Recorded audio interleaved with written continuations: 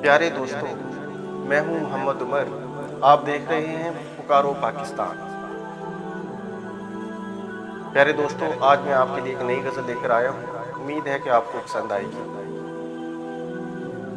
सबसे छुपा के दर्द जो वो मुस्कुरा दिया, सबसे छुपा के दर्द जो वो मुस्कुरा दिया, उसकी हंसी ने तो आज मुझको रुला दिया।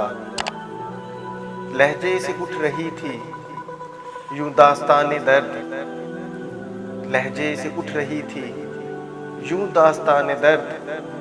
चेहरा बता रहा था कि सब कुछ गंवा दिया। आवाज में था कर्ब, आंखों में नमी थी, आवाज में था कर्ब, आंखों में नमी थी, और कह रहा था मैंने सब कुछ भुला दिया। जाने क्या लोगों से थी उसको शिकायतें, जाने क्या लोगों से थी उसको शिकायतें, तन्हाइयों के देश में खुद को बसा लिया।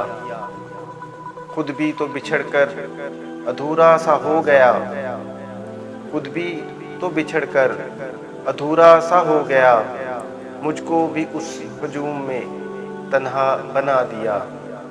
सबसे छुपा के दर्द जो वो मुस्कुरा दिया, आज उसकी हंसी ने मुझको रुला दिया।